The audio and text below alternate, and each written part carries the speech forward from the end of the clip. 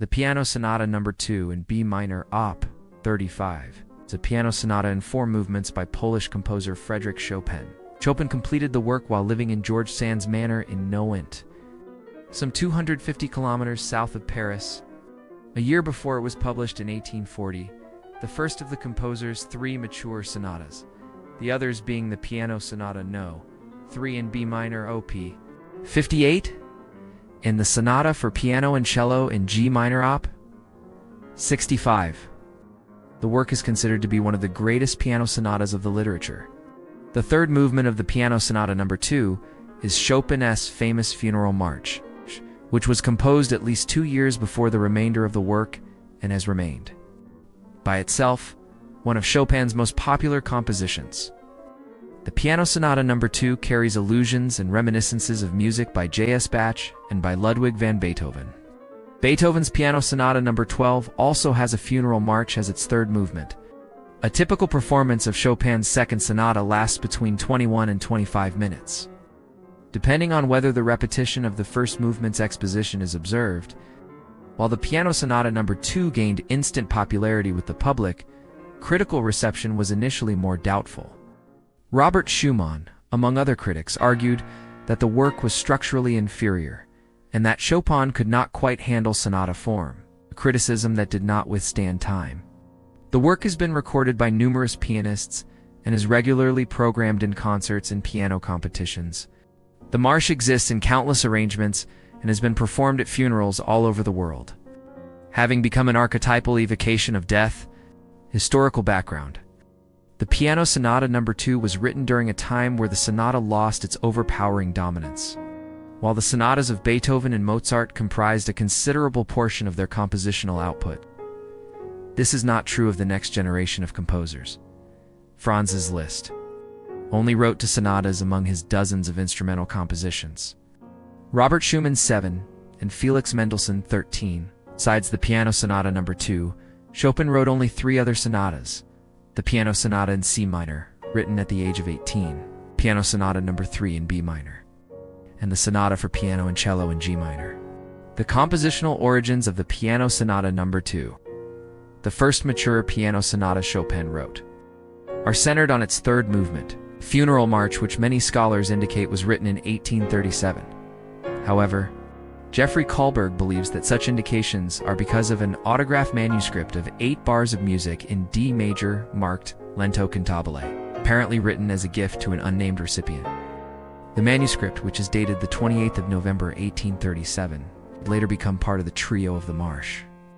However, Kahlberg suggests this manuscript may have been intended as the beginning of an earlier attempt of a different slow movement instead of being part of the Marche, writing that it would have been unusual for Chopin to make a gift of a manuscript that, if it did not contain an entire piece, did not at least quote the beginning of it, as almost all of his other presentation manuscripts did. He also suggests that a 4-hand arrangement by Julian Fontana of the Marche may be connected with an abandoned piano sonata for 4 hands that Chopin wrote in 1835, originally to be published as his Op. 28. Therefore, raising the possibility that the movement may actually date from 1835, instead of the generally accepted 1837. Sometime after writing the Marche, Chopin composed the other movements, completing the entire sonata by 1839. In a letter on the 8th of August 1839, addressed to Fontana, Chopin wrote, "I am writing here a sonata in B-flat minor which will contain my march, which you already know. There is an allegro, then a scherzo in E-flat minor. The march and a short finale, about 3 pages of my manuscript paper. The left hand and the right hand gossip in unison after the march. ... My father has written to say that my old sonata, Haslinger's unauthorized dissemination of Chopin's early C minor sonata, may have increased the pressure Chopin had to publish a piano sonata, which may explain why Chopin added the other movements to the Marche to produce a sonata."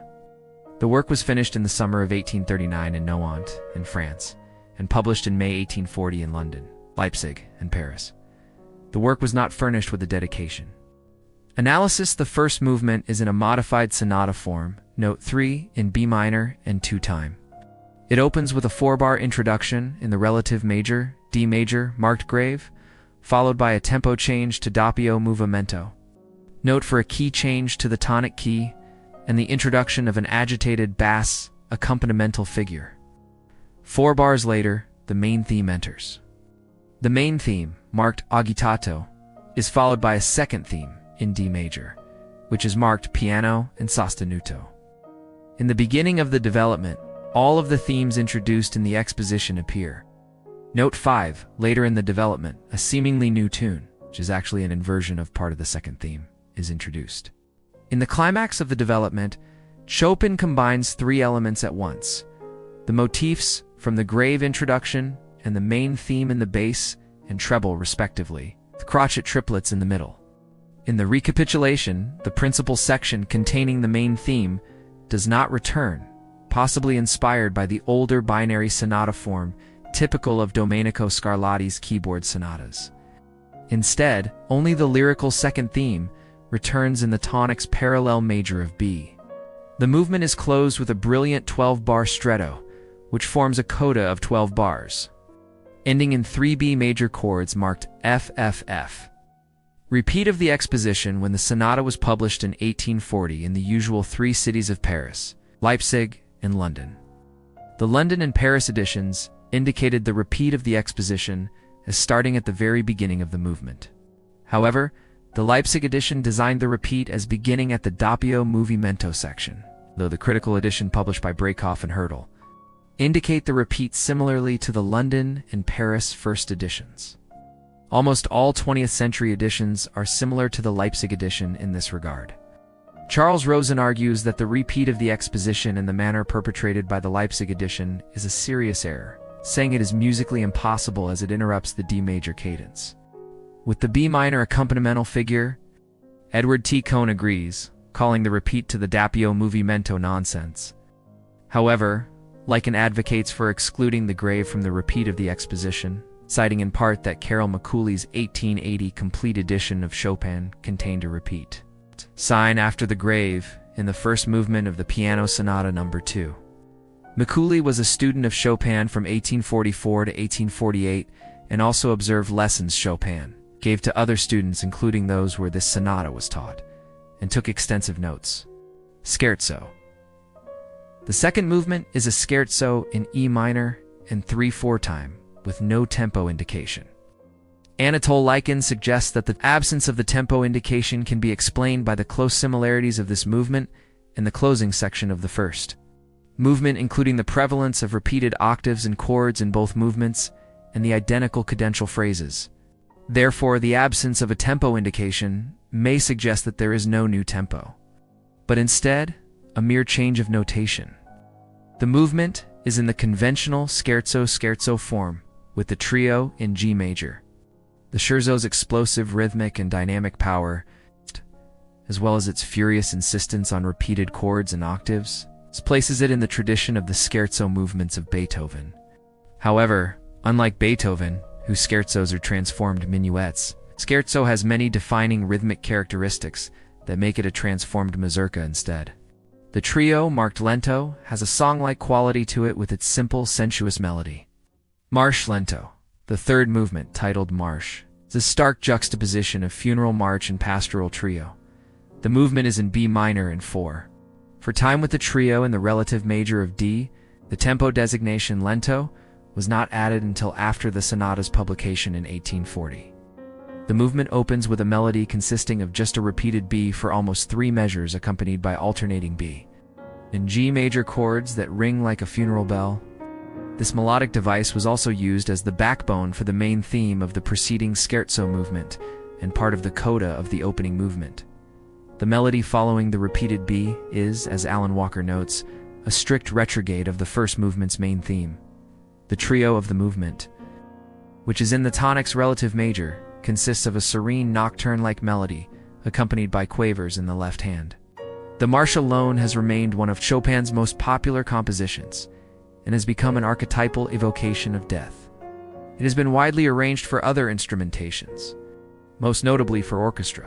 The first known orchestral arrangement of the movement was made by Henry Reber, and was played at the graveside during Chopin's own burial on the 30th of October 1849 at La Chaise Cemetery in Paris. the English conductor Henry Wood made 2 orchestrations of the Marche, the first of which was played at the Proms on 4 occasions between 1895 and 1904. For the first night of the 1907 Proms on the 17th of August 1907, Wood conducted a new version he had written on learning of the death 2 days earlier of the renowned violinist Joseph Joachim.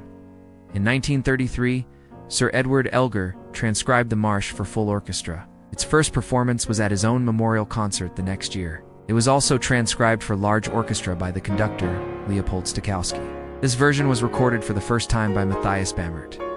Although the movement was originally published as Marche, Chopin changed its title to simply Marche in his corrections of the first Paris edition. In addition, whenever Chopin wrote about this movement in his letters, he referred to it as a march, instead of a funeral march. Note 6. Kohlberg believes Chopin's removal of the adjective was possibly motivated by his contempt for descriptive labels of his music. After his London publisher Wessel and Stapleton added unauthorized titles to Chopin's works, including the Infernal Banquet to his first scherzo in B minor, the composer, in a letter to Fontana on October 9, 1841, wrote, "Now concerning Christian Rudolph Wessel, he is an ass and a cheater. If he has lost on my compositions, it is doubtless due to the stupid titles he has given them, in spite of my repeated railings to Frederick Stapleton, that if I listened to the voice of my soul, I would have never sent him anything more after those titles." In 1826, a decade before he wrote this movement, Chopin had composed another Marche in C minor, which was published posthumously as Op. 72. No. 2. Finale. Presto. The short finale, marked presto in it. 2. Time. Is a perpetuum mobile in relatively simple binary form, note 7, consisting of parallel octaves played sotto voce legato, and not a single rest or chord until the final bars with a sudden fortissimo, B bass octave, and a B minor chord ending the whole piece. In this movement, a complicated chromaticism is worked out in implied 3- and 4-part harmony entirely by means of one doubled monophonic line. Very similarly, the 5 measures that begin J.S. Bach's fugue in a minor imply a 4-part harmony through a single monophonic line. Garrick Olson remarked that the movement is extraordinary because he's written the weirdest movement he's ever written in his whole life, something which truly looks to the 20th century in post-romanticism and atonality. Additionally, Lycan describes the finale as probably the most enigmatic piece Chopin ever wrote, and Anton Rubinstein is said to have remarked that the 4th movement is the wind howling around the gravestones. Chopin, who wrote pedal indications very frequently, did not write any in the finale except for the very last bar. Although Morris Rosenthal claimed that the movement should not be played with any pedal except where indicated in the last measure, Rosen believed that the effect of wind over the graves, as Anton Rubinstein described this movement, is generally achieved with a heavy wash of pedal. Allusions. The Piano Sonata No. 2 draws an allusion to the prelude from Bach's Cello Suite No. 6 in D major, BWV 1012. A frequently repeated motif of Bach's prelude is noticeably similar to the main theme of the first movement of Chopin's sonata. In addition, similarly to the finale of Chopin's sonata, the prelude is a perpetuum mobile with 4 groups of quaver triplets per bar. In addition, in the finale, Chopin borrowed from Bach the craft of achieving polyphony through a monophonic line by the means of arpeggiated figures. In some respects, he even went further than Bach in this regard. In addition, the plan of Chopin's sonata directly follows that of Beethoven's Piano Sonata No. 12 in a major Op. 26, which also is in 4 movements, and features a Marche slow movement. Like Chopin's sonata, the slow funeral march movement follows the fast scherzo second movement. Chopin is usually regarded as the Romantic-era composer least influenced by Beethoven. However, Beethoven's Op. 26 was reportedly his favorite Beethoven sonata, and he played and taught it more than any other Beethoven sonata. Reception and legacy, although the Piano Sonata No. 2 was quick to gain popularity among the public. It initially confused the critics, who found it lacked cohesion and unity, and remarked that Chopin could not quite handle sonata form.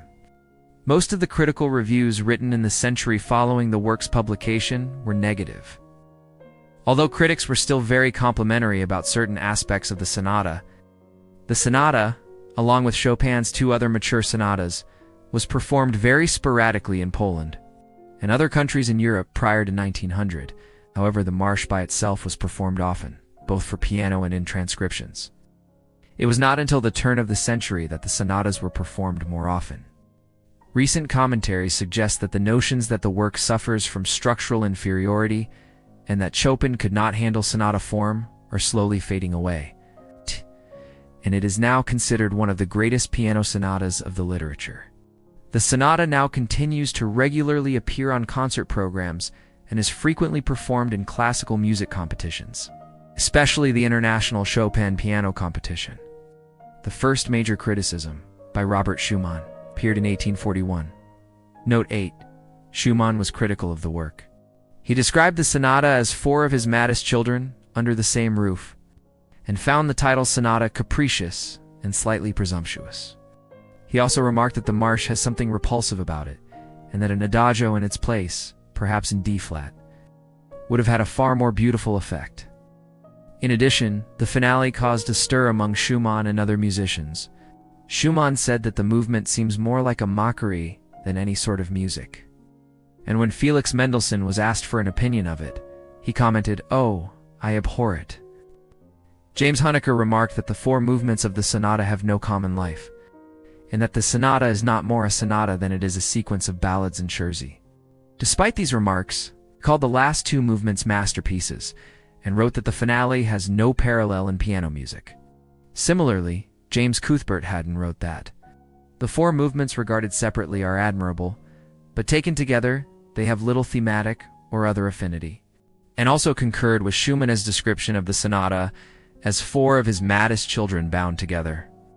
Henry Bedoux considered the work not very coherent, and remarked that Schumann has pointed out the defect in its composition.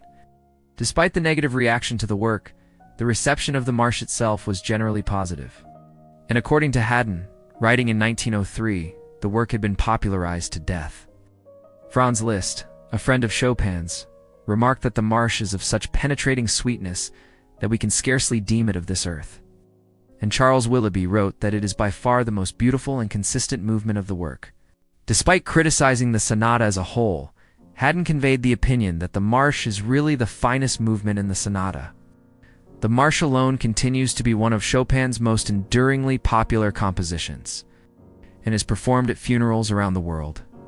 In addition to Chopin's own funeral, it was also performed at the state funerals of John F. Kennedy, Winston Churchill, Margaret Thatcher, Queen Elizabeth II, and those of Soviet and communist leaders including Leonid Brezhnev, Yuri Andropov, Konstantin Chernenko, and Joseph Broz Tito. The sonata, mainly the Marche, played an influence in a variety of both classical and non-classical compositions written after it. The second movement of Erik Satie's Embryons de Sèches, entitled Of an Edriophthalma, uses a variation on the Marche second theme. Satie labels it Citation de la célèbre Mazurka de Schubert, but no such piece exists. In addition, the Marche is sampled in a number of jazz compositions, including Duke Ellington's Black and Tan Fantasy. The Canadian electronic dance music musician Ed Mouse used the theme from the Marche in his song Ghosts and Stuff. Professional wrestler The Undertaker quotes the opening of the Marche in his entrance theme as part of his macabre gimmick. This sonata also influenced Sergei Rachmaninoff in his Piano Sonata No.2, also in B minor. While explaining to his friends why he decided on a new 1931 version, Rachmaninoff said, "I look at my early works and see how much there is that is superfluous. Even in this sonata, so many voices are moving simultaneously, and it is too long." Chopin's sonata lasts 19 minutes and all has been said.